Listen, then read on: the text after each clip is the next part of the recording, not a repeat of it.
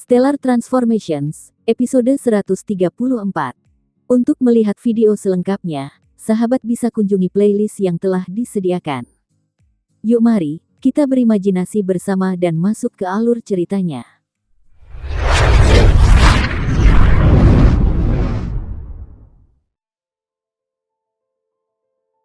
Burung peng besar bersayap emas, di antara binatang ilahi, sangat sedikit yang dapat menyamai kecepatannya yang tergolong tercepat di dunia. Satu atau dua binatang ilahi tipe terbang dapat menyamai kecepatannya, tetapi untuk mamalia atau kadal, dalam hal kecepatan, mereka jauh dari secepat burung peng besar bersayap emas. Fang Tian merasa gelisah. Pendeta Ming Liang sudah jatuh ke tangan Zhong Jue. Bahkan tidak ada sedikit pun kesempatan bagi mereka untuk memperebutkan Ming Liang. Dia tidak punya masalah dengan Zhong Jue, tapi ada banyak ahli klan naga yang hadir, bahkan ada lebih banyak ahli samudra astral chaotic yang hadir. Haha, Zhong Jue, dalam hal kecepatan, kau masih jauh melampauiku. Fang Tian tertawa terbahak-bahak, bersikap seolah-olah dia tidak keberatan, tapi tetap saja, hari ini, aku berkontribusi pada penghancuran formasi ilusi 10 perkembangan. Jika kau meraup semua keuntungannya, bagaimana mungkin murid-murid klan nagaku merasa puas? Zhong Jue tidak ingin memperpanjang masalah ini, dan berkata, apa sebenarnya yang ingin kau katakan? Jika kau menginginkan pendeta Ming Liang, itu mustahil. Diagram penghancur langit sudah pasti milikku. Zhong Jue berkata sekali lagi, dengan nada agresif tanpa syarat, tanpa memberi ruang untuk kompromi. Tiba-tiba, Hui, Lian Xiao, Fu Yunzi dan saudaranya, Si Bian dan saudaranya, Yi Zhang, serta setiap ahli samudra astral kekacauan tiba di sisi Zhong Jue, menatap dingin ke arah klan naga.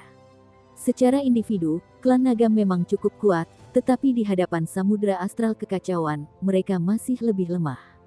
Sikap para ahli samudra astral yang kacau sudah menunjukkan segalanya. Diagram penghancur langit dan pendeta Ming Liang, sepenuhnya milik mereka. Kakak, sepertinya pertarungan akan segera dimulai, kata Hou Fei dengan sorot mata penuh semangat. Qin Yu menatap Hei Yu dengan rasa ingin tahu. Xiao Hei, sejak kau melihat Zhong Jue sampai sekarang, sepertinya kau selalu linglung. Kau selalu melihat ke arah Zhong Jue, ada apa? Aku tidak yakin. Hei Yu juga bingung, setelah melihat Zhong Jue, aku merasa familiar dengannya. Mungkin ini karena kita berdua adalah binatang ilahi tipe burung. Akhirnya, Hei Yu hanya bisa mengeluarkan alasan ini. Qin Yu mengangguk dan tidak mengajukan pertanyaan lebih lanjut. Saat itu, Fang Tian berhadapan dengan kekuatan Zhong Jue. Tanpa mempedulikannya, Fang Tian tersenyum dan berkata, Zhong Jue, karena pendeta Ming Liang telah ditangkap olehmu, aku tidak akan mengambil tindakan untuk memperebutkannya. Aku hanya ingin mengatakan satu hal. Mendengar Fang Tian tidak mau melawan, Zhong Jue mengangguk dan berkata, ada apa? Bicaralah. Fang Tian tersenyum dan berkata, lokasi pasti diagram penghancur langit, pendeta Ming Liang ini pasti tahu. Sekarang pendeta Ming Liang ada di tanganmu, jika kau bisa mendapatkan lokasi diagram penghancur langit darinya, aku sama sekali tidak akan menghalangimu. Tapi, jika kau tidak bisa, serahkan pendeta Ming Liang kepadaku untuk diinterogasi. Jika aku mendapatkan lokasi diagram penghancur langit darinya, kau sama sekali tidak boleh menghalangiku. Fang Tian mengajukan taruhannya. Bertaruh bahwa Zhong Jue akan gagal dalam interogasinya. Zhong Jue, Fang Tian, kalian seharusnya berhenti bermimpi. Kalian pikir bisa mendapatkan lokasi diagram penghancur langit dariku itu cuma angan-angan. Ucap pendeta Ming Liang dingin. Tubuhnya bergetar hebat saat itu. Tiba-tiba, gelombang energi dari telapak tangan Zhong Jue memasuki tubuh pendeta Ming Liang, dan pendeta Ming Liang pun kembali normal. Zhong Jue berkata dengan dingin, ingin bunuh diri. Sementara di tanganku, kau masih berpikir untuk bunuh diri. Teruslah bermimpi. Tanpa memberitahuku lokasi rahasia diagram penghancur langit, kenapa aku harus membiarkanmu mati? Beberapa saat yang lalu pendeta Ming Liang mencoba bunuh diri, tetapi Zhong Jue sesaat membuat pendeta Ming Liang tidak bisa bergerak. Fang Tian, aku setuju dengan apa yang kau katakan. Jika interogasiku gagal, aku pasti akan menyerahkannya. Jika interogasimu berhasil, tentu saja aku tidak akan merebut diagram penghancur langit. Zhong Jue berkata sambil tersenyum. Fang Tian mengangguk puas. Saya tidak akan menyitanya, tapi belum tentu yang lain juga akan menyitanya.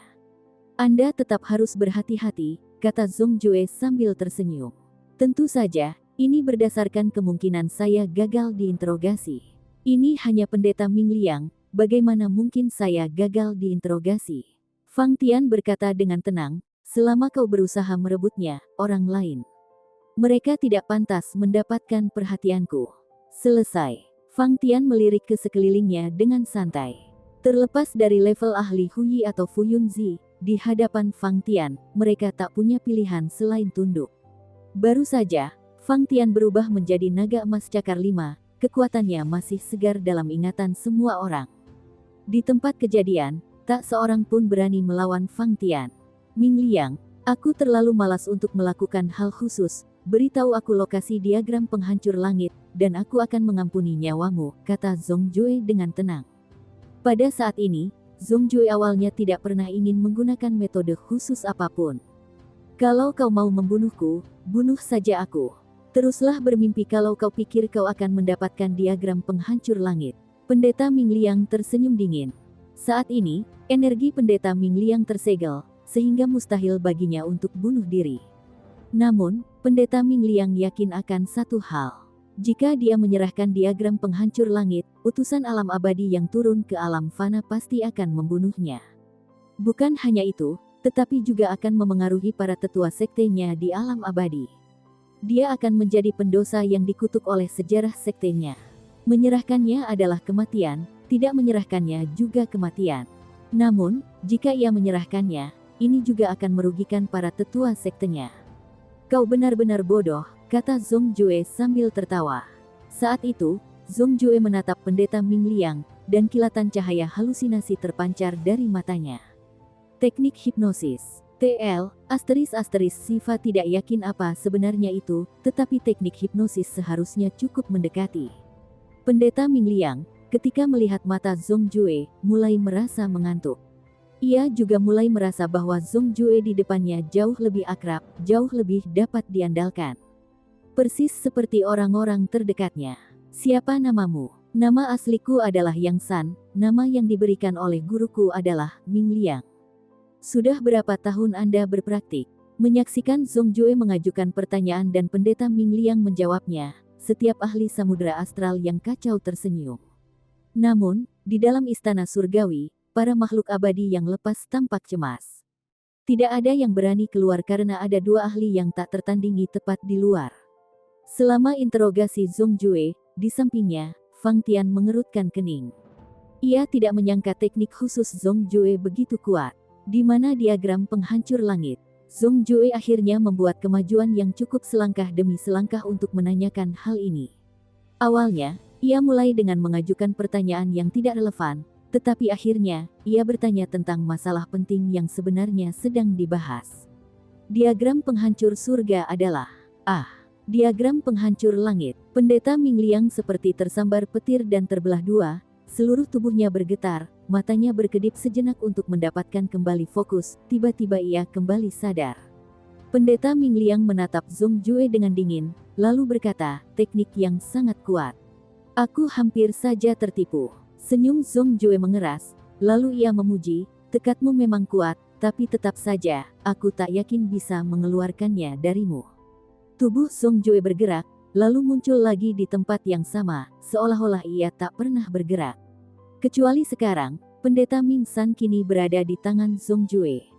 Para abadi yang lepas itu mulai membuat keributan. Para lus immortal dari tribulasi ke-10 dan tribulasi ke-11 berkumpul, dan para lus immortal di aula besar istana surgawi kembali bersikap hati-hati dan malu-malu. Di saat yang sama, muncul perasaan, jika kelinci mati, rubah berduka, tu si hu bei.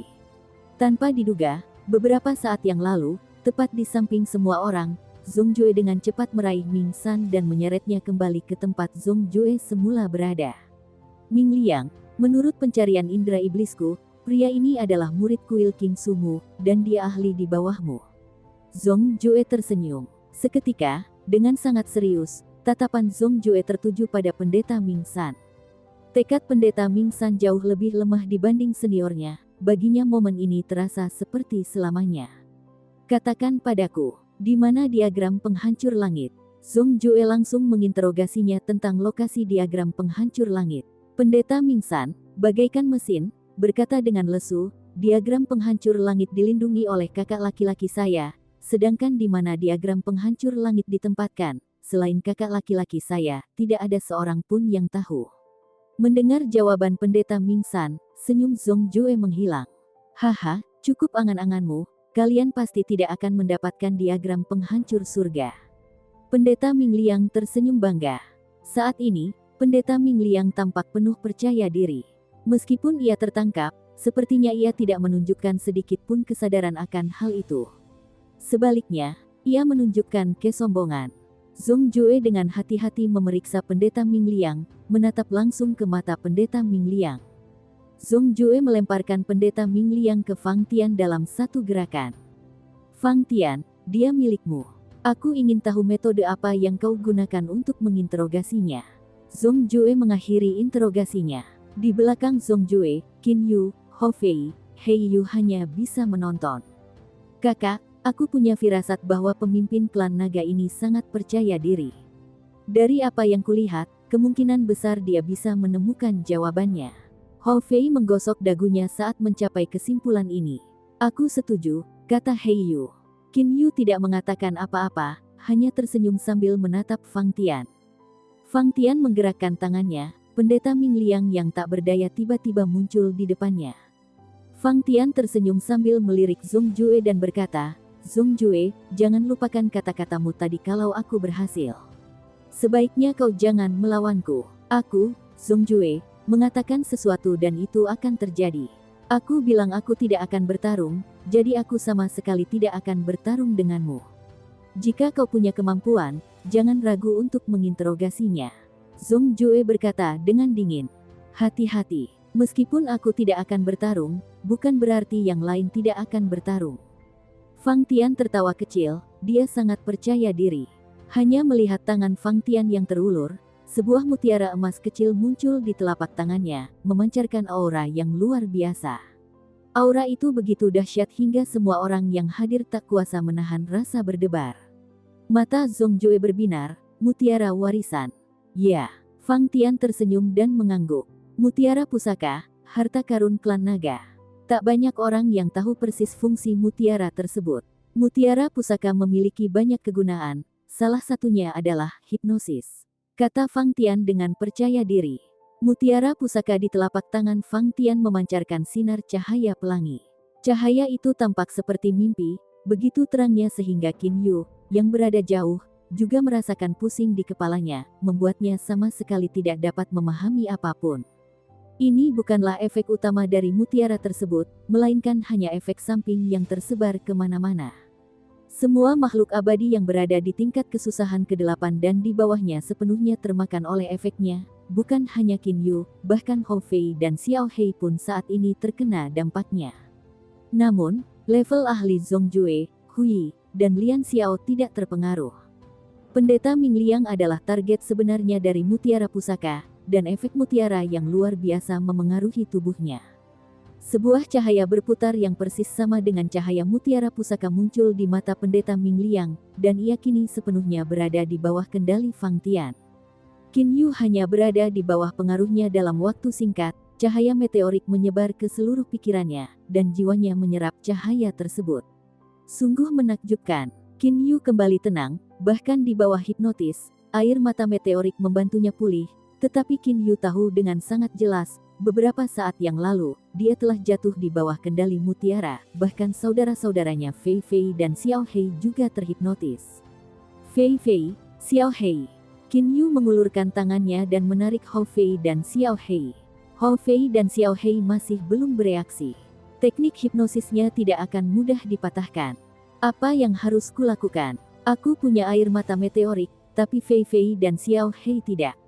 Qin Yu berpikir dengan hati-hati, meskipun hanya waktu yang benar-benar dibutuhkan, ketika Fang Tian menyimpan mutiara warisan, semuanya akan kembali normal. Namun, membayangkan saudara-saudaranya berada di bawah kendali orang lain saja sudah merupakan pikiran yang mengerikan. Jika dia bisa mengendalikan air mata meteorik, itu akan menjadi hal yang optimal. Cahaya air mata meteorik muncul secara otomatis, Qin Yu tidak dapat mengendalikannya.